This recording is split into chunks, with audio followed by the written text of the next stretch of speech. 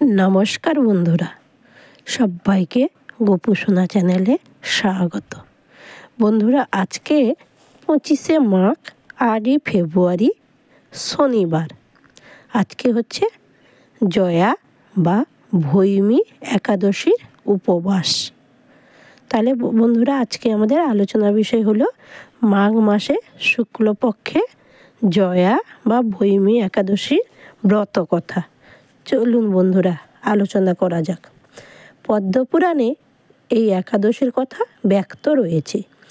মহারাজ যুধিষ্ঠির প্রশ্নের উত্তরে শ্রীকৃষ্ণ বললেন, সকল ব্রতের মধ্যে একাদশী শ্রেষ্ঠ ব্রত। মাঘ মাসে শুক্লপক্ষে একাদশীর নাম জয়া বা ভৈমী একাদশী। ব্রতকারীজনকে দেবরাজ ইন্দ্রও প্রণাম করেন। এই ব্রত পালনের ফলে সকল পাপ এমনকি পিশাচত্ব দূর হয়ে যায়, অন্তিমে স্বর্গে গমন করে।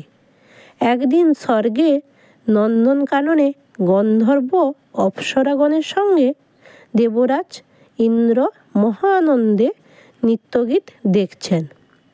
চিত্ররথ গন্ধর্বের পুত্র পুষ্পবান, পুষ্পবানের পুত্র মাল্যবান, রূপে অনুপম পুষ্পবতী নামে এক গন্ধর্ব কন্যা মাল্যবানের প্রতি আসক্তা।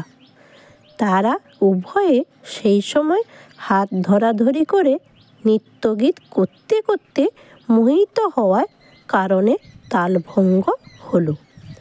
স্বর্গের মতো জায়গায় নৃত্যগীতের সময় এমন বিপর্যয় দেখে দেবরাজ মাল্যবান ও পুষ্পবতীকে শাপ দিলেন, আমার শাপে তোরা পিশাচ দেহ লাভ করবি।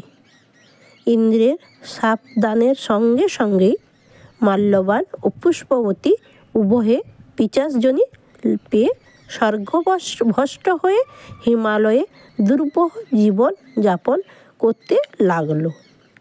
এইভাবে কিছুদিন কেটে গেল। একদিন মাঘ মাসে শুক্লপক্ষে একাদশী তিথি উপস্থিত হলো।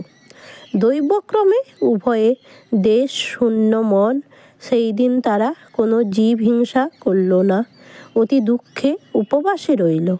উভয়ে রাত্রি হলো অবসন্ন, ঠান্ডার জন্য নিদ্রাও হলো না। এই রূপে তারা অজ্ঞানে জয়াব্রত করার ফলে উভয়ে পিশাচত্ব থেকে মুক্তি লাভ করলেন। পুনরায় রূপবান ও রূপবতী হল।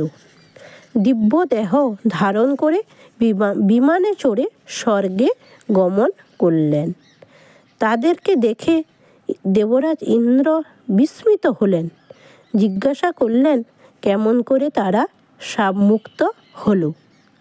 তখন মাল্যবান সকল বৃত্তান্ত ব্যক্ত করলেন। যেইভাবে অজ্ঞানে হলেও জয়াব্রত সাধন করে পিশাচত্ব দূর হলো। তখন দেবরাজ বললেন, এখন তোমরা আমার পূজ্য। তারপর তিনি সমাদর করে শ্রেষ্ঠ বাসস্থান দিলেন। পুনরায় পুষ্পবতী ও মাল্যবান স্বর্গের সুখে জীবন কাটাতে লাগলেন। ব্রহ্মহত্যাদি সকল পাপ জয়াব্রতের দ্বারা নির্মূল হয়ে যায়। এই ব্রতের ফলে সকল যজ্ঞের ফল লাভ করা যায়। জয়ার একাদশীর মাহাত্ম্য কথা শ্রবণে বা পঠনে অগ্নিষ্টম যজ্ঞের ফল লাভ করা যায়। বন্ধুরা, এই হলো জয়া একাদশী ব্রত কথা বা ব্রতের মাহাত্ম্য। রাধে রাধে, হরে কৃষ্ণ হরে কৃষ্ণ। বন্ধুরা, আজকের দিনে একবার অবশ্যই পাঠ বা শ্রবণ করবেন। কালকে 26শে মাঘ রবিবার ব্রতের পালন করবেন 9:59 মধ্যে এই জয়া বা ভৈমী একাদশীর পালন। বন্ধুরা, আজ এই পর্যন্ত। সবাই ভালো থাকবেন, সাবধানে থাকবেন, সুস্থ থাকবেন। রাধে রাধে, হরি বল হরি বল। জয় শ্রীকৃষ্ণ। রাধা মাধব কি জয়। রাধা মাধব।